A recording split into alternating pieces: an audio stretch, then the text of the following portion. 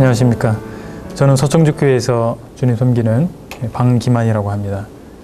하나님께서 저희 삶에 개입하시고 또는 저를 구원하시고 또 저희 삶을 이끌어 오신 그 간증을 GNTV를 통해서 여러 GNTV 시청자분들과 이렇게 나눌 수 있게 되어서 감사드리고, 이런 것들을 통해서 하나님께 영광이 되어지기를 원하는 마음이 있습니다. 저는 전통적인 불교 가정에서 태어났고 자랐습니다. 저희 할머니와 어머니 모두 독실한 불교 신자이셨습니다. 뿐만 아니라 저희 조상들이 그랬던 것처럼 부처님만 섬기는 것이 아니고 산신도 섬기고, 또 우물에 절을 하기도 하고, 또 장독대에 정원수를 떠놓고 또 절하기도 하는, 이런 것들이 어린 시절 저에게는 굉장히 자연스럽게 보고 자랄 수 있는 그런 환경에서 있었습니다. 그렇지만 매번 그 크리스마스 시즌이 되면 텔레비전을 통해서 성경을 배경으로 한 영화들이 방영되고 있었는데, 그것들이 저에게 매우 인상적이었고 재미가 있었습니다.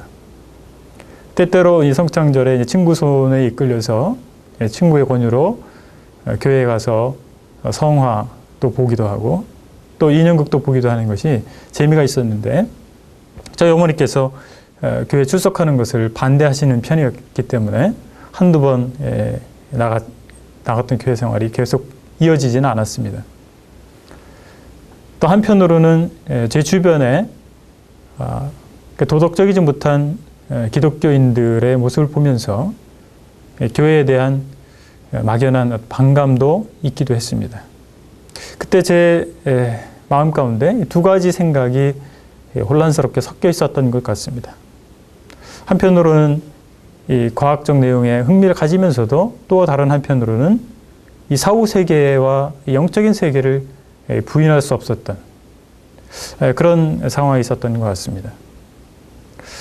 그러던 중에 이제 고등학교 2학년이 되었을 때 제 친구 중에 하나가 교회 가면 예약상도 많다, 같이 교회 가지 않겠냐, 이런 말을 듣고, 사실 저는 굉장히 소심하고 부끄러움이 많은 소년이었지만 여학생들과 같이 학생회에서 같이 시간을 보내고 하는 것이 굉장히 흥미가 있었어요.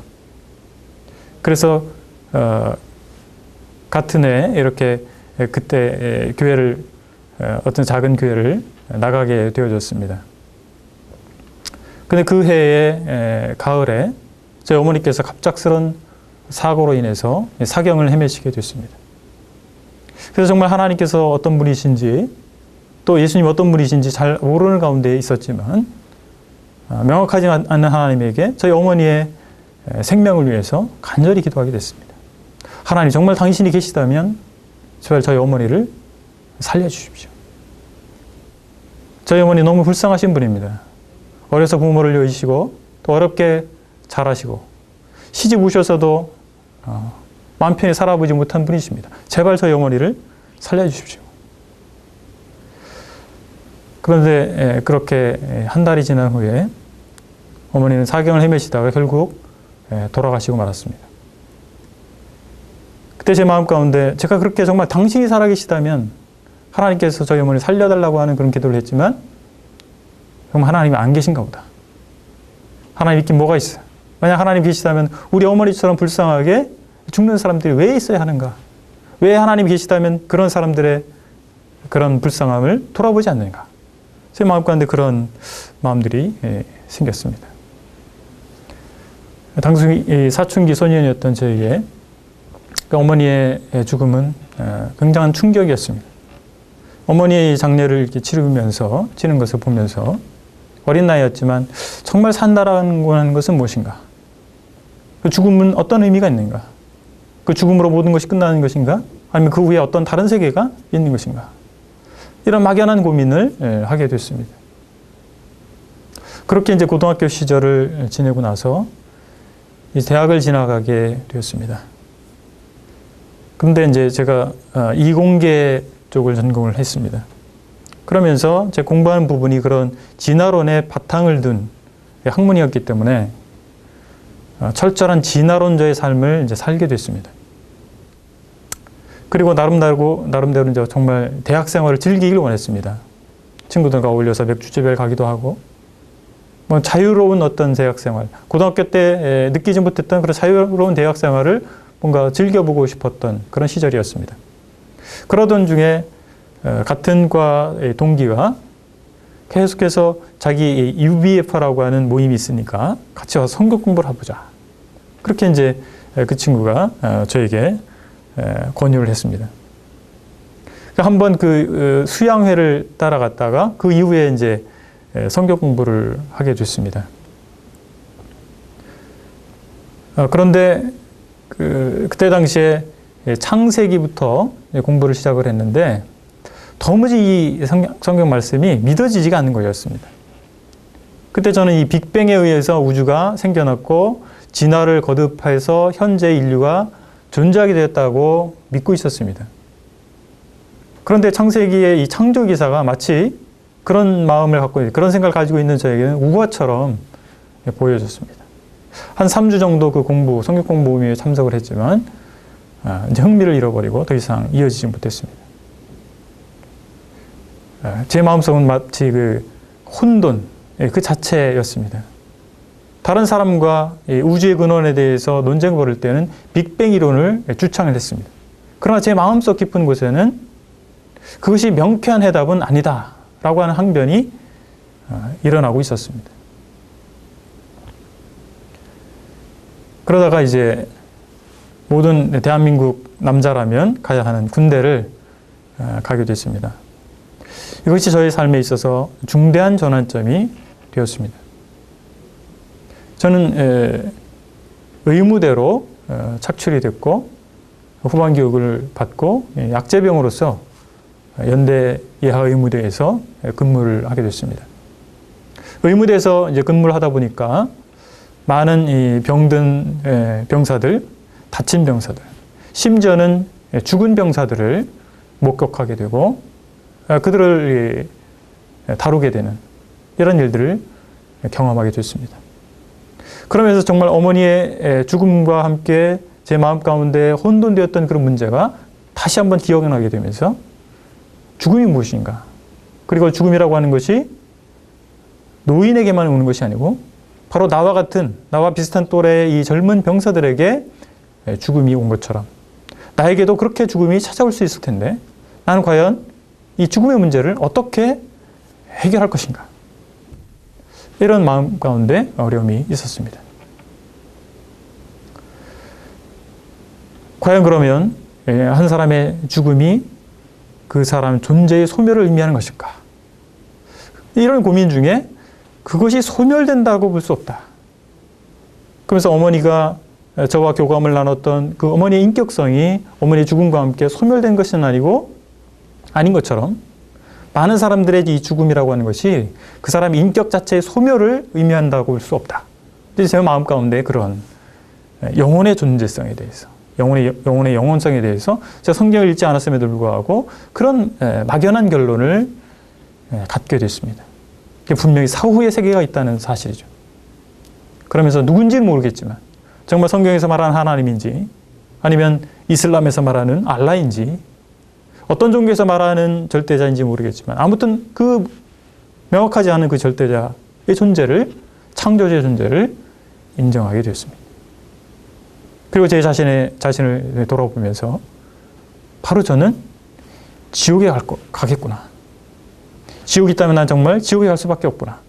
이런 생각이 들면서 정말 두려운 마음이 제 마음 가운데에서 있게 됐습니다.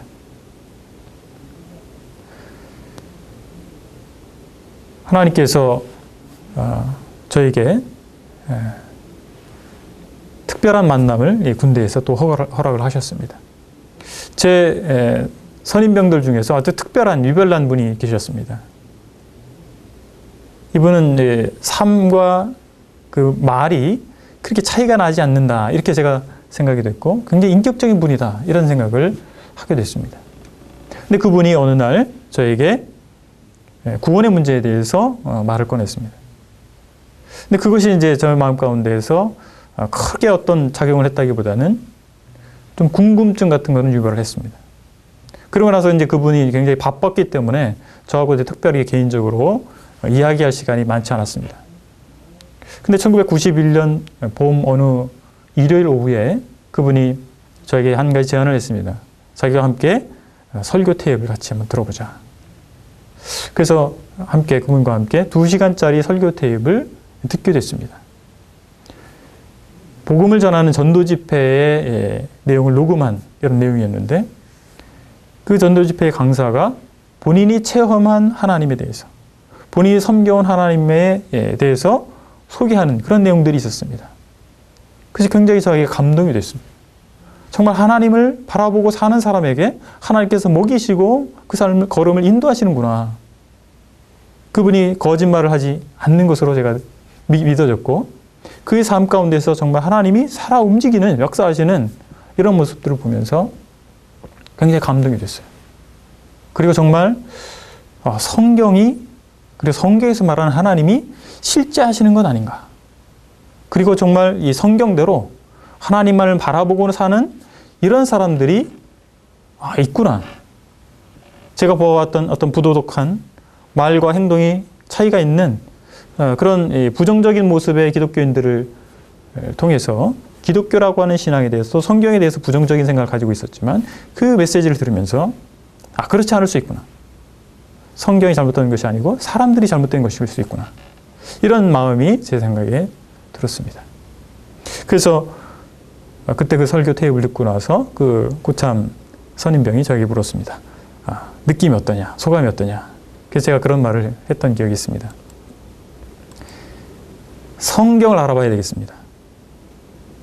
성경을 좀 알고 싶습니다. 제가 그런 얘기를 했습니다. 그래서 그분이 그럼 오늘 밤 불침번 근무가 끝나고 나서 자기와 함께 성경을 좀 알아보자. 그런 제안을 했습니다. 그래서 제가 흔쾌히 화답을 했습니다. 그리고 그날 밤에 이제 제가 불침번 근무가 끝나고 사무실에서 그분과 1대1로 앉아서 성경을 보게 됐습니다. 그분이 어떻게 많은 설명을 한 것이 아니고 성경을 열어서 한 곳을 찾아주십니다. 여기부터 여기까지 읽어보라는 거예요. 그래서 제가 이렇게 소리내서 읽고 저에게 다시 묻습니다. 그게 무슨 뜻이냐고. 그래서 제가 이해된 대로 대답을 하고 이런 식으로 성경을 봤습니다. 창세기 1장 1절에 태초에 하나님이 천지를 창조하시니라. 히브리서 3장 4절에 보니까 집마다 지은 이가 있으니 만물을 지으신 이는 하나님이시다. 그렇다면 내가 가지고 있었던 빅뱅 이론의 모순을 바로 성경이 해결해 주고 있구나.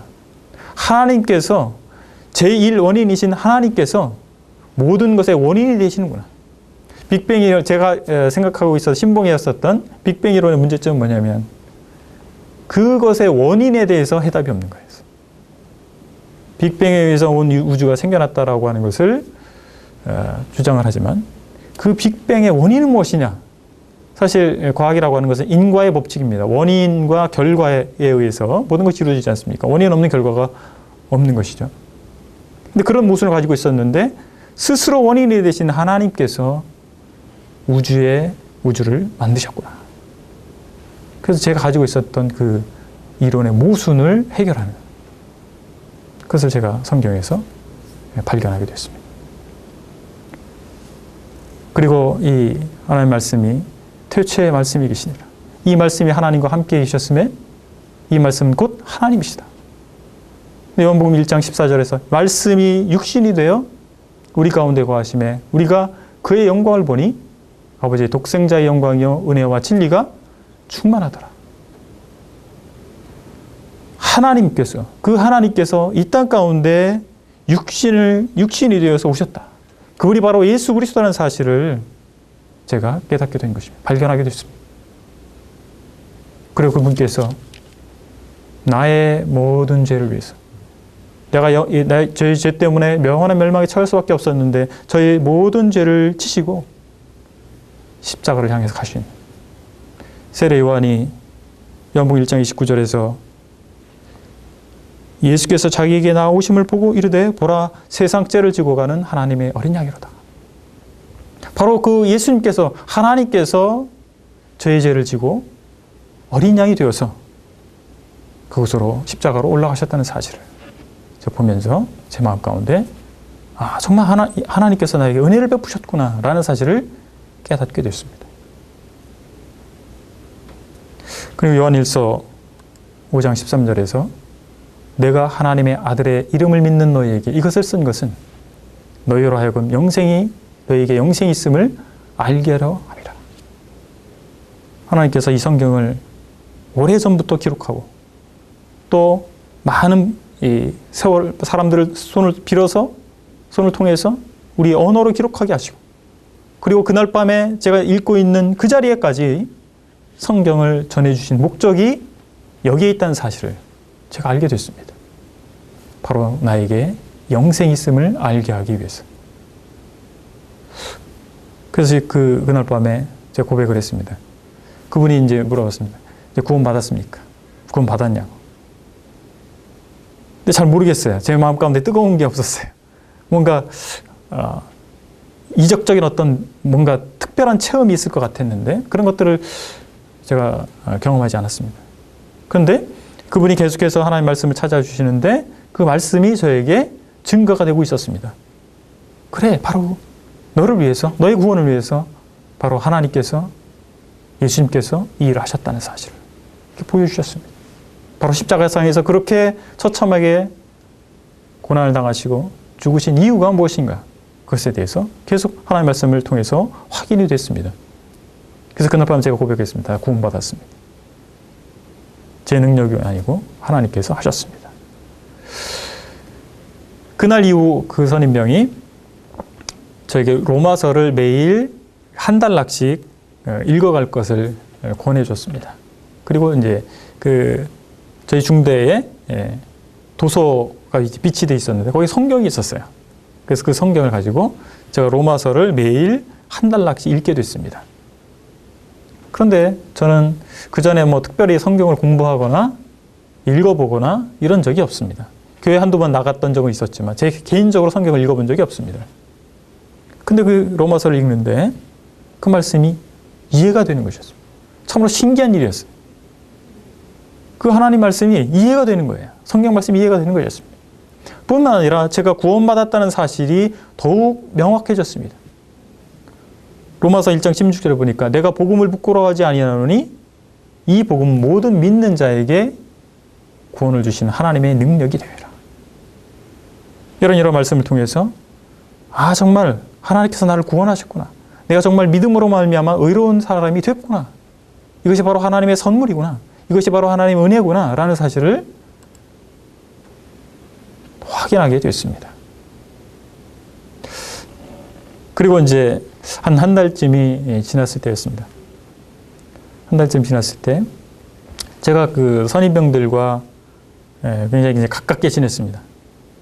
그러면서 선임병들의 이제 그 신뢰도 받고 그래서 선임병들이 이제 술자리가 있으면 저를 부르곤 했어요. 근데 한 달쯤 됐을 때인가 또 그런 자리가 있었습니다. 그래서 이제 예전처럼 제가 이제 술 마시고 그런 것들을 좋아했기 때문에 선임병이 저를 불러서 같이 술자리를 하게 됐습니다. 그런데 누구도 저에게 너는 믿는 사람이니까 술 마시면 안 돼. 그런 얘기를 해준 적이 없어요.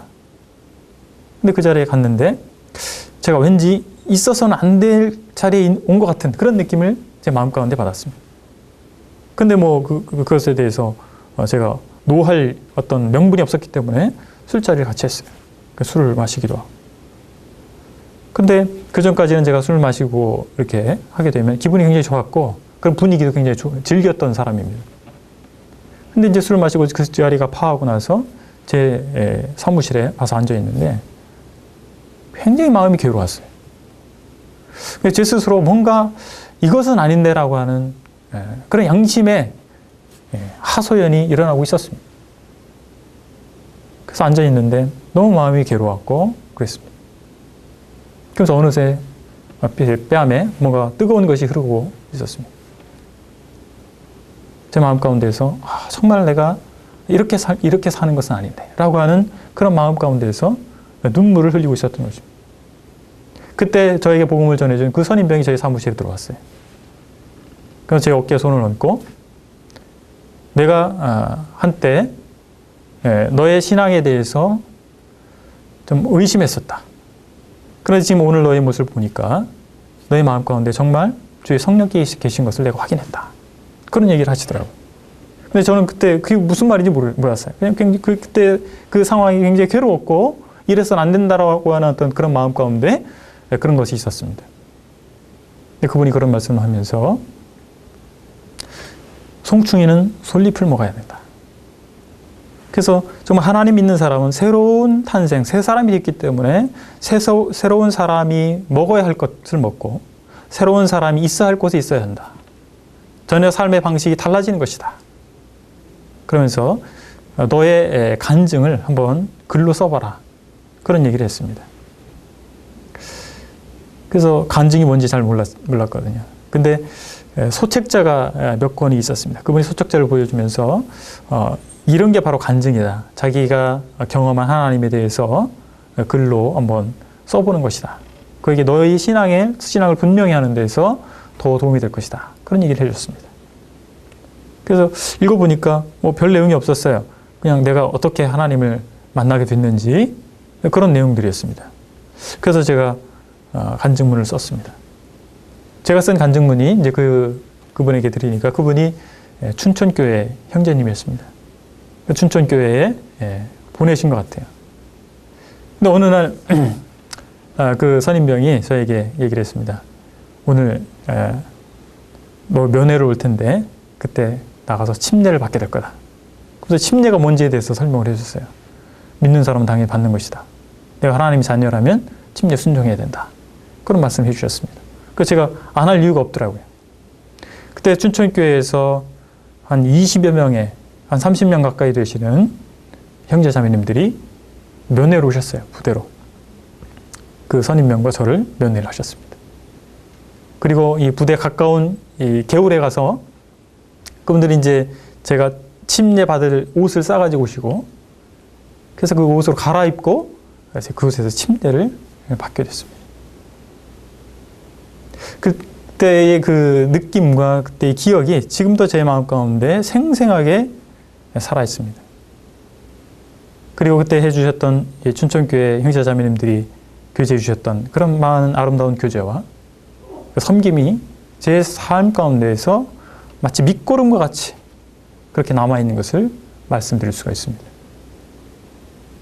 그때 한 형제님이 이제 침례식을 마치고 그 읍내, 그곳이 이제 양구 지역이었는데 양구 읍내로 나가면서 시내버스를 탔습니다. 시내버스를 타고 제 옆에 서서 그런 말씀을 하시더라고요. 그때 제가 계급이 상병이었는데 방 형제님 계급이 상병이시네요. 언제 병장 진급하십니까? 그래서 다음 달 진급합니다. 그렇게 말씀을 드리니까 방 형제님의 계급은 상병에서 병장으로 그리고 민간인으로 그렇게 계급과 신분이 바뀝니다. 그러나 방 형제님이 고백한 하나님은 어제나 오늘이나 동일하시고 또 영원히 동일하신 분입니다. 그렇게 말씀을 해주시는데 지금도 제 마음에 그 말씀이 남아있습니다. 정말 그 이후로 하나님께서 저희 삶을 바꾸셔서 정말 하나님께 붙들림 바 되게 하시고 저를 정말 은혜의 그 하나님의 손길로 붙잡아 주시고 저의 걸음을 인도하시는 분이라는 사실을 고백하게 됐습니다. 저는 이제 불우한 어떤 상대적으로 불우한 가정에서 자랐고 그리고 어떻게 앞으로 살아가야 할지 불투명한 가운데 있었지만 하나님께서 이 하나님의 말씀을 통해서 또 성도들의 교제를 통해서 또 많은 신앙의 선배들의 가르침을 통해서 저희 삶을 이끌어 주시고 제 삶이 결코 실패자의 삶이 아니고 좀 하나님 안에서 성공적인 삶으로 살 수 있다는 사실을 그리고 많은 은혜와 사랑을 경험케 하시는 그런 하나님이라는 사실을 고백하게 되어졌습니다. 이 군 제대 후에 다소 신앙이 시들해지는 어려운 시기가 있었지만 저에게 복음을 전해준 그 선임병이 춘천에서 청주까지 찾아와 주시고 또 지금 교회 생활하고 있는 서청주교회 형제자매님들이 그 사랑 가운데서 또 따뜻한 이 섬김과 또 가르침 가운데서 자라갈 수가 있었습니다. 제 삶의 여정 가운데서 특별한 하나님의 계획하심으로 인도하시고 주님을 인격적으로 만날 수 있게 하시고 또 하나님의 사랑으로 사람으로 사는 그 영광을 허락하신 그 주님을 찬양합니다. 제 간증을 들어주셔서 감사드리고 정말 하나님께 영광이 되는 시간이 됐으면 좋겠습니다. 감사합니다.